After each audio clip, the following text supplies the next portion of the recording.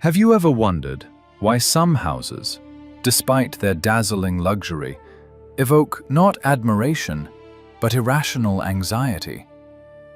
Why marble columns and gilded ceilings sometimes seem like decorations for a tragedy that hasn't yet been played out, but whose script has already been written by fate itself?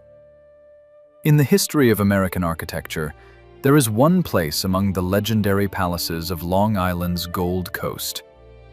This is not just a house, it is a stone manifesto of a man who tried to buy immortality with 5-cent coins. We are talking about Winfield Hall, the legendary estate of Frank Winfield Woolworth, which local residents whisperingly call cursed.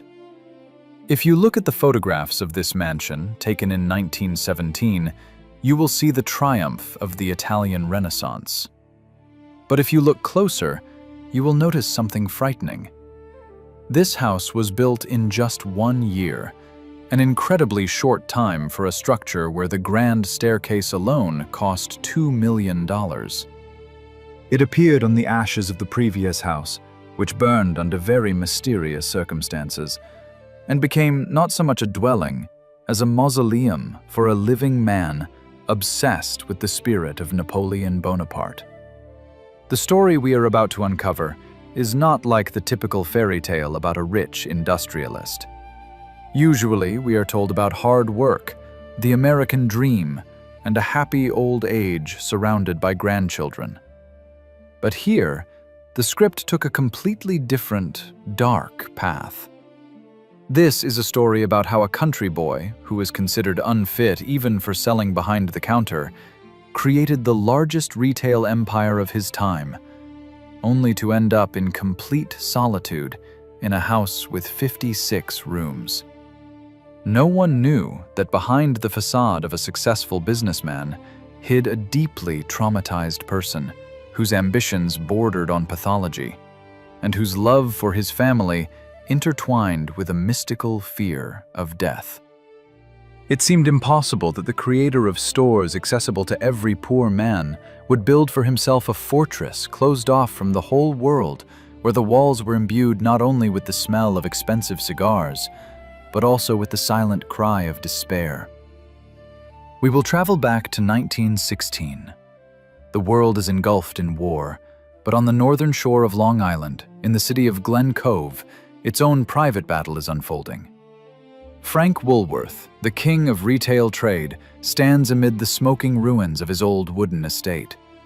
The fire destroyed everything, but instead of grief, a strange, cold calculation is read in his eyes. Witnesses to those events claimed that the fire that destroyed the first building was too timely, too convenient for a man who had long dreamed of something more grandiose than just a large wooden house. Woolworth, who was already 64 years old at that time, did not intend to restore what was lost. He intended to build something that would outlast the centuries. He declared that the new house would be made entirely of stone and marble, with not a single piece of wood capable of catching fire. This was a challenge not only to architecture, but to nature itself. For $9 million, an amount that in today's money exceeds $200 million, he ordered the construction of a palace that was to eclipse everything built by the Vanderbilts and Rockefellers. But why? Why did an aging merchant, who made his fortune selling cheap pots and needles, need an exact copy of the throne room of French kings? Why did he insist that his bedroom be a detailed reconstruction of Napoleon's chambers? And what terrible price was paid for this grandeur, even before the plaster on the walls had dried? The answer lies not in the architectural blueprints, but in the psychology of a man who spent his entire life trying to prove to the ghosts of his past that he was worth something. The contrast between what Frank Woolworth was born as and how he wanted to die is the key to understanding this grim story. He was not an aristocrat. He was the son of a farmer who hated the smell of earth and manure, and it was precisely this rejection of his origins this furious desire to rewrite his biography using architecture and money that triggered a chain of events leading to one of the most tragic family sagas of the 20th century. We stand on the threshold of Winfield Hall, whose doors open not into a ballroom, but into a labyrinth of the human soul, full of fears, complexes, and occult interests. To understand why this house became a curse for 3 generations of Woolworth women, we need to go back to the very beginning, to the place where there was no marble or gold, but only a poor farm in the state of New York, and a boy who looked at the potato fields and saw imperial banners instead. History is silent about what deal with his conscience this boy had to make to become a king. But the walls of Winfield Hall remember everything, and they are ready to speak.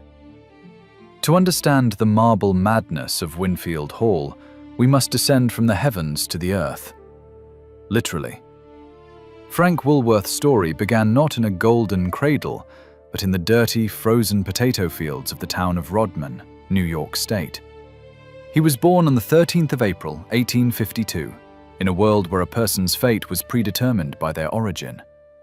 For his father, the stern farmer John Woolworth, the land was the only reality. But for Frank, the smell of damp soil and manure was the smell of prison. He hated physical labor with an intensity bordering on physical pain. Contemporaries described him as an awkward, sickly youth who could stare at store windows for hours, as if hypnotized. This was not just idleness, as his parents thought.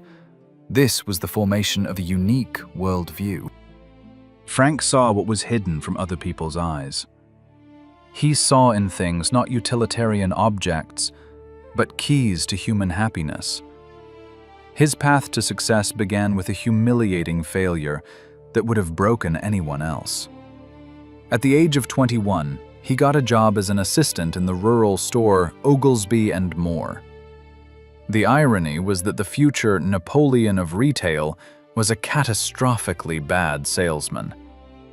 At that time, trade was built on aggressive bargaining. The seller had to assess the buyer, name an inflated price, and engage in a verbal duel. Frank, shy and suffering from a stutter, was incapable of this. His boss, William Moore, once told him directly, "You're too soft for this business, boy. You'll never be able to sell." These words could have become the epitaph of his ambitions. But instead of giving up, Woolworth made a brilliant strategic turnaround. He realized that the problem was not in him, but in the system. His philosophy was born from his weakness.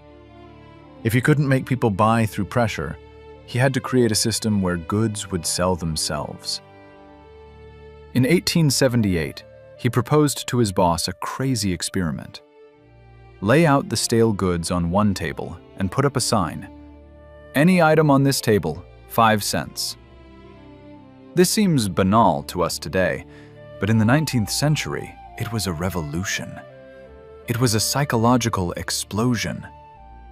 Frank abolished the social conflict of bargaining. He allowed poor people, who were afraid to enter expensive shops, to feel in control. He wasn't selling cheap trinkets. He was selling dignity and a sense of abundance for 5 cents. The success was instantaneous and deafening. His first own store, opened in Lancaster, Pennsylvania in June 1879, brought in $127.65 on the very first day, an enormous sum for that time. But it is precisely here that the duality of his nature begins to emerge, which later solidified in the stone of Winfield Hall. Frank Woolworth was not a philanthropist. He was a cold, calculating strategist. He waged war against the old world of trade, using the most powerful weapon, human greed and the desire for possession. He methodically absorbed competitors, building his empire with the same pedantry with which Napoleon planned the Battle of Austerlitz. By the way, it was during this period that he began obsessively studying the biography of the French emperor.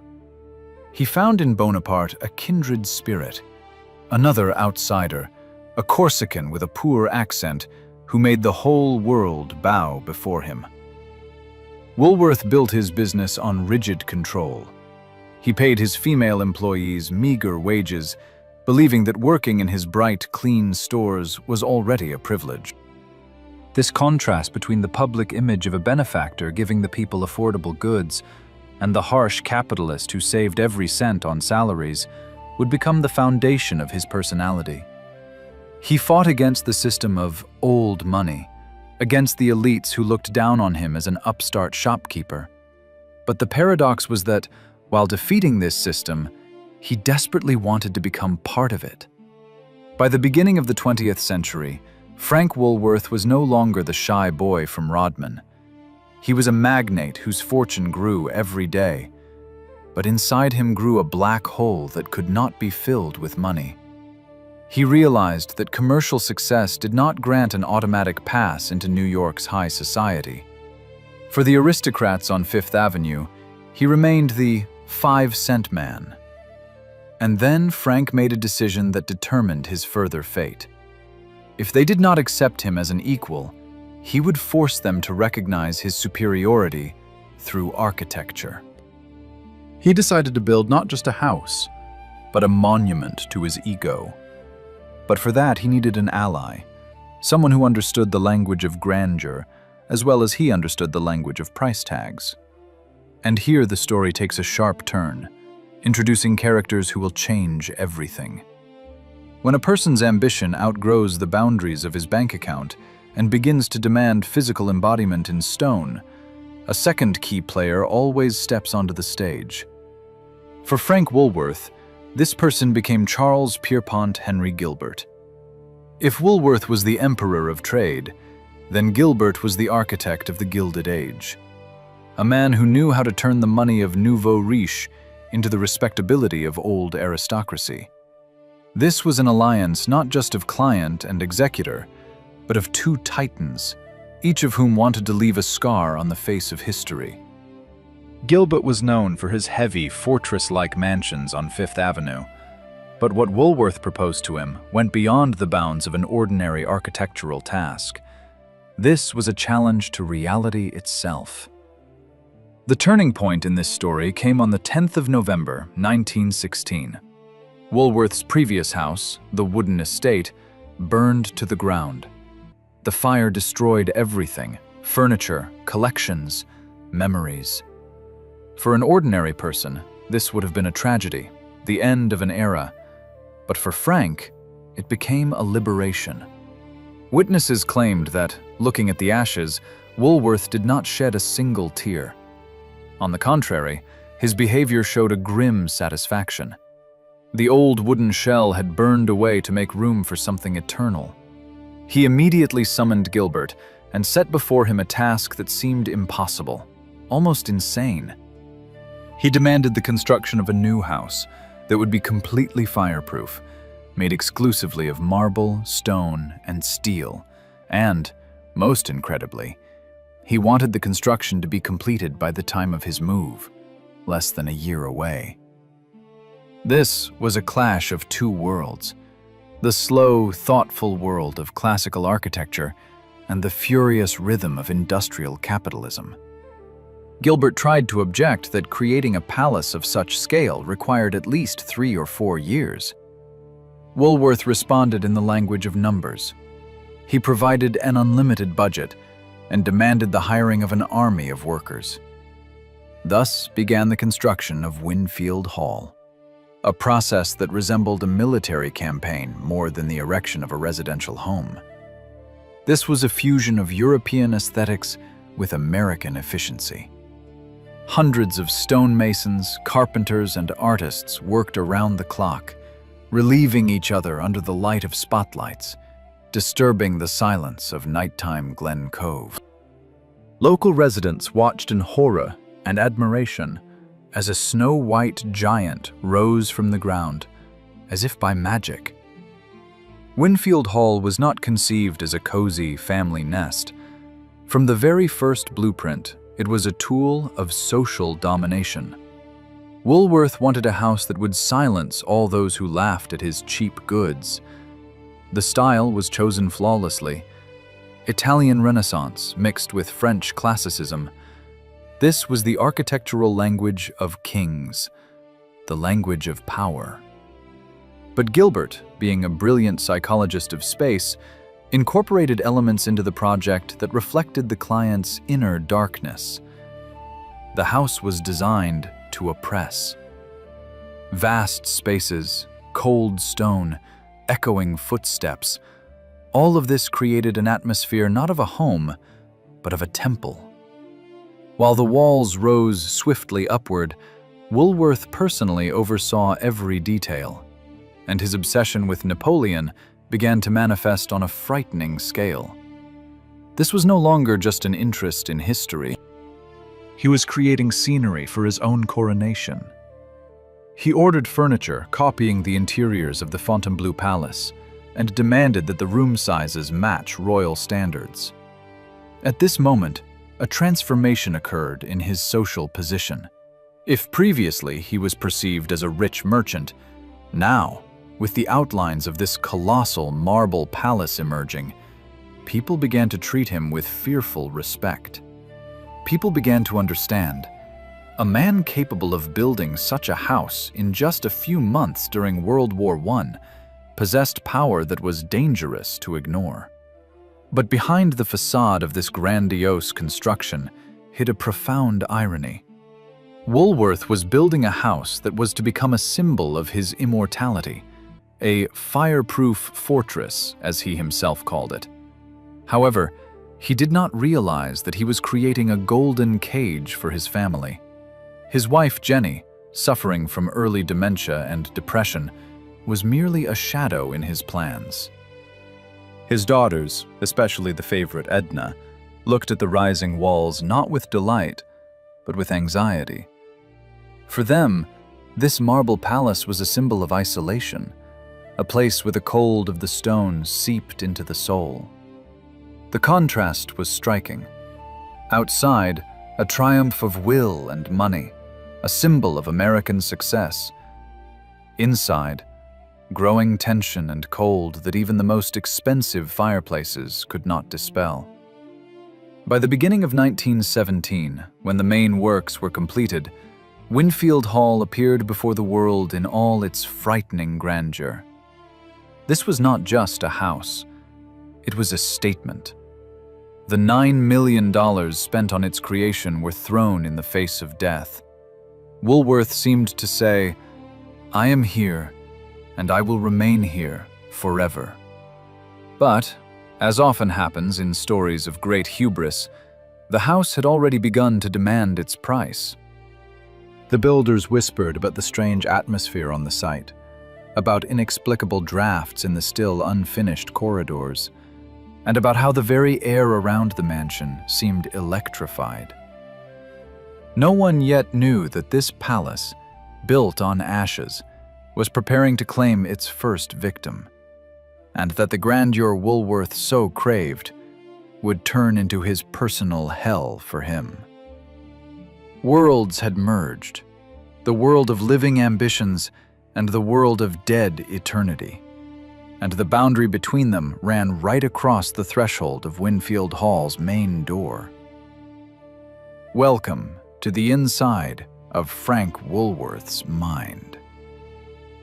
If architecture is frozen music, then Winfield Hall is a funeral march, performed by an orchestra of 1,000 instruments at maximum volume. Crossing the threshold of this house, you enter not a living space, but a meticulously staged psychological trap. The first thing that strikes the visitor's senses is the overwhelming scale and cold. There is no coziness here. There is only grandeur. The main entrance opens into a colossal hall, dominated by the legendary staircase. This is not just a means of ascent to the second floor. It is an altar of wealth. It is made of the rarest pink marble, and the cost of its construction in 1916 prices amounted to $2 million. Think about that figure. $2 million just for the steps and railings, while an ordinary American earned a few $100s a year. Every step on this staircase was meant to remind the guest of their insignificance compared to the master of the house. The pink marble, for all its costliness, created a strange, almost corporeal effect, as if the house were a living organism, but a cold organism devoid of a pulse. The entire interior of the 56 rooms was subordinated to one manic idea: fear of fire and thirst for eternity. There is virtually no wood here. Walls, floors, ceilings, everything is made of stone, marble, bronze, and steel. This is a house safe, a house bunker, disguised as a palace of the Italian Renaissance era. Frank Woolworth, traumatized by the fire of the previous estate, created a space where fire could find no fuel, but where human warmth had nowhere to take hold. Moving deeper into the house, we enter the music room. This is the heart of the mansion, and it is here that Woolworth's psychological portrait becomes most clear. Into one of the walls was built a gigantic pipe organ from the Aeolian Company. This was not just a musical instrument, it was a machine for creating emotions. Frank could not play it professionally, but the system allowed for launching automatic melodies. Witnesses described eerie scenes. The aging magnate sat in the semi-darkness, while the organ emitted sounds that made the walls tremble and the floor vibrate. He turned on the lighting that changed colors in time with the music, and imagined himself as the conductor of the universe. The sound of thunder and lightning. That's what he called his favorite compositions. In this hall, he controlled the elements, which he could not do in real life, full of his wife's illnesses and his daughter's problems. But the culmination of this architectural madness was the master's personal bedroom, known as the Empire Room. If you wanted to see the materialization of the Napoleon complex, you needed to go right here. This room was an exact copy of Napoleon Bonaparte's bedroom in the Compiègne Palace in France. Frank slept in a canopied bed adorned with imperial monograms. The furniture, decor, even the placement of objects, everything replicated the setting of Woolworth's idol. Waking up every morning, the seller of cheap goods saw himself as the Emperor of Europe. This was not just imitation, it was a complete merging of personalities. He even ordered a full-length portrait of Napoleon, but asked the artist to make subtle changes so that the emperor's facial features resembled his own. At the same time, the other rooms of the house represented an encyclopedia of styles, intended to overwhelm with erudition and luxury. The dining room, capable of seating dozens of guests, was paneled imitating the works of Grinling Gibbons, but made of plaster and stone faux bois. The ceilings were covered with gold leaf, the quantity of which was measured in kilograms. The bathrooms were equipped with faucets of pure gold and silver. But behind all this splendor hid emptiness. The house was designed for receptions, for balls, for the admiration of the crowd, but in reality, it most often stood in silence.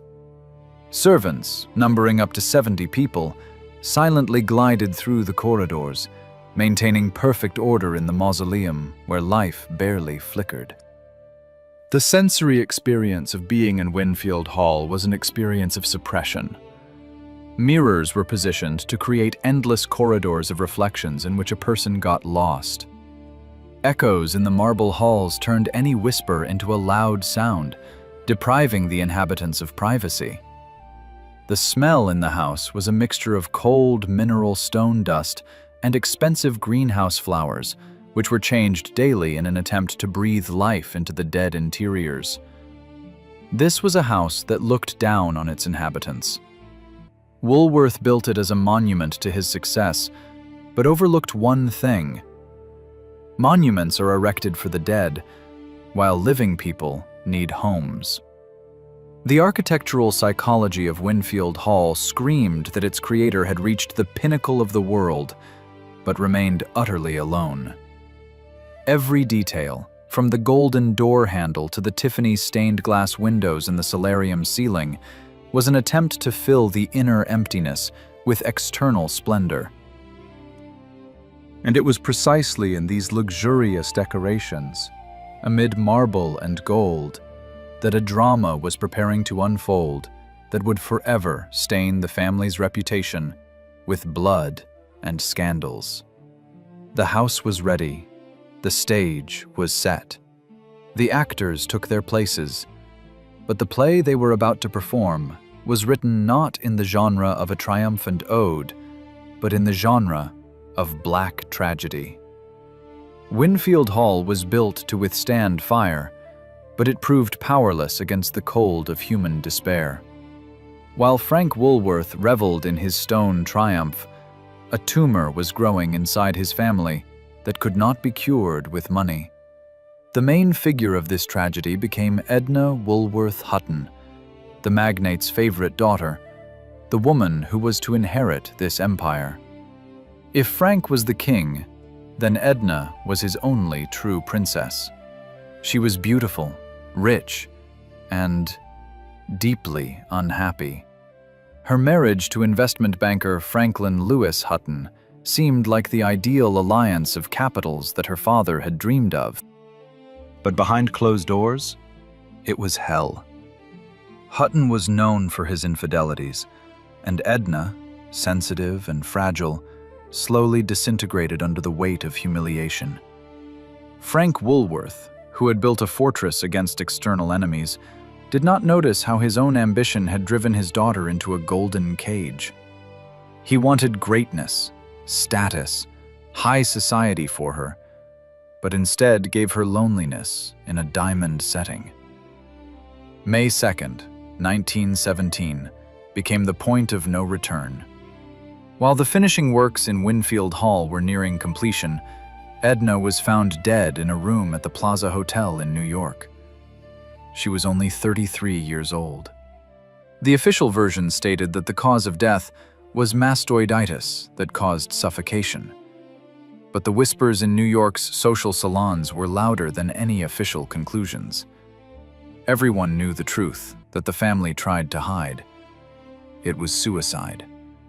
Edna took poison, unable to bear her husband's betrayal and the emptiness of her life any longer. This death shattered Frank Woolworth's world, just as, according to a gruesome legend, it shattered the house itself. It was at this moment that the story of Winfield Hall transitions from the realm of architectural chronicles to the realm of mystical legends. In the mansion's main hall, above the huge fireplace, there was a carved marble family crest depicting the profiles of Woolworth's 3 daughters. The legend, corroborated by many eyewitnesses, states that shortly after Edna's funeral, lightning struck the marble chimney. The strike was so powerful that the stone cracked. But the crack did not run randomly. It cleaved precisely the face of Edna on the bas-relief, forever disfiguring her stone portrait, while the faces of the 2 other sisters remained untouched. This stone defect became a terrifying symbol of the father's guilt. Frank Woolworth, the man who could buy anything, stood before this split fireplace and realized that his millions were useless. He had built the safest house in the world, but his beloved daughter had perished. Was he a hero who created an empire for his family, or an anti-hero who sacrificed his daughter's happiness to his social ambitions? The viewer here must feel profound moral ambivalence. Woolworth was not a villain in the classical sense, but his love was toxic. He surrounded his children with marble, forgetting to give them warmth. After Edna's death, Frank changed. The grandeur of Winfield Hall no longer brought him joy. Now, wandering through the enfilades of rooms copying the palaces of French kings, he saw not his success, but the ghosts of what he had lost. His Empire Room, turned from a place of triumph into a place of mourning. He became even more withdrawn, even more obsessed with details, trying to control the chaos of life through order in his house. But the crack in the fireplace remained, like an unhealing wound, reminding that for every step up the ladder of success, one must pay with the blood of those you love. The greatest irony of Frank Woolworth's fate was that he built a fortress capable of withstanding any fire, but could not protect himself from a tiny, invisible threat inside his own body. The crisis that finally destroyed the dream of immortality came in April 1919. The creator of the retail empire, the man who controlled thousands of employees and million-dollar flows of goods, fell victim to his own stubbornness and fear. He was deathly afraid of dentists. A routine dental infection, which could have been easily cured, developed into sepsis. The scene of his death was worthy of a Shakespearean tragedy. Frank lay in his beloved Empire Room, in that very canopied bed that copied Napoleon's couch. Around him were walls of gold and marble, but he died in agony, suffocating from the poison spreading through his blood. He died on April 8th, just 5 days short of his 67th birthday. The man who wanted to buy eternity left life due to a banal human weakness. His last days passed in delirium, where, perhaps, he saw the potato fields of his childhood again, not the painted ceilings of his palace. The death of the patriarch launched a process of transformation that forever changed the meaning of Winfield Hall's existence. If for Frank this house was a symbol of ascent, then for his heirs it became a symbol of burden and loss. His wife, Jenny, whose mind had already become clouded by that time, outlived her husband by only a short while. And then a figure stepped onto the forefront whose fate became the final proof of the curse embedded in the foundation of this house. Barbara Hutton, Frank's granddaughter, the very girl who found her mother Edna's body, became the main heiress. At the age of 7, Barbara inherited about $28 million, an amount that today would equal nearly $500 million. The press dubbed her the poor little rich girl. This nickname became prophetic. Winfield Hall became a golden cage for her, where the echo of her footsteps was lost in the huge, empty halls. The psychological trauma received in childhood, amid cold marble and servants instead of parents, shaped her personality. Barbara tried to fill the emptiness just like her grandfather, with purchases, but she bought not houses, but people. 7 husbands, numerous gigolos, endless parties. All of this was an attempt to escape the loneliness that she absorbed in the walls of her grandfather's mansion. It is here that the philosophical transformation of the concept of wealth occurs. Frank Woolworth accumulated money to gain power and respect. Barbara Hutton began spending it to get at least a drop of love. The capital that Frank collected 5 cents at a time began to melt away, turning into dust, just like Barbara's own life, as she suffered from anorexia and addictions. Winfield Hall, this monument to ambitions, proved too vast and cold for one person's life. The house began to die along with its creator. The family soon abandoned it, unable to bear the oppressive atmosphere. The Great Depression and the change of eras turned such palaces from assets into burdens. In 1937, less than 20 years after Frank's death, the house was put up for sale. But there were no buyers. No one wanted to live in a mausoleum of someone else's ambitions. The maintenance costs were astronomical, and the taxes unbearable. The mansion, which cost $9 million to build, could not be sold even for a fraction of that price. This was the collapse of the idea that material grandeur can guarantee a legacy. In the end, the house was sold and converted into a school for girls, the Grace Downs Academy. The halls where Frank Woolworth planned to receive kings were filled with desks and blackboards. The organ on which he played Thunder and Lightning fell silent. Napoleon's bedroom became just another room. This was a humiliation for the architecture, but salvation for the building. The change of function from a private shrine of ego to a public institution became the only way for Winfield Hall to survive. The transcendence of this story lies in the fact that the house stopped serving one person and began serving many, losing its mystical aura of inviolability in the process. However, even the laughter of the schoolgirls could not fully exorcise the shadows of the past.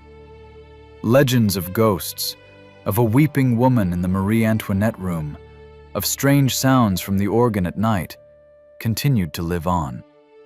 The house, conceived as a monument to one man's will, turned into a monument to the futility of human efforts in the face of time. Barbara Hutton died in 1979, practically bankrupt, in solitude, completing the cycle begun by her grandfather. The money returned to the nothingness from which it came, but the stone walls of Winfield Hall remained standing, cold and indifferent, harboring the secret that the true curse is not ghosts, but the absence of love in a house that has everything except it. The story of Winfield Hall ended with a final, crushing irony. In January 2015, the fireproof fortress that Frank Woolworth built from stone and steel in a panic fear of fire burst into flames. The fire, as if possessed by evil intent, struck at the very heart of the mansion. It destroyed the master's bedroom. Those very interiors copying Napoleon's grandeur turned into charred ruins. The universe seemed to put a period at the end of man's dispute with eternity. Even the most expensive stone cannot guarantee immortality. Today, this house is not just an expensive real estate lot, but a giant mirror in which modern society gazes. We live in an era of the cult of success, where everyone strives to build their personal brand. The story of Frank Woolworth is a stern warning from the past. He vividly demonstrated that one can buy a marble staircase for $2 million, but cannot buy people who will wait for you at its top with love. His retail empire has long dissolved into history, but his stone mausoleum stands as an eternal monument to loneliness. Winfield Hall is the real embodiment of the Great Gatsby's castle. Like Fitzgerald's hero, Woolworth believed he could rewrite his origins and buy the future. But if you ever find yourself at the gates of this estate, peer into its dark, cold windows. You will see there not the gleam of the Gilded Age, but the shadow of a man who conquered the whole world, but lost his soul in the labyrinth of 56 empty rooms. True legacy is not the marble that remains after us, but the warmth that we manage to give to the living. And in this sense, the poor farmer from Rodman may have been richer than the Napoleon of retail, who died in his impeccable golden cage.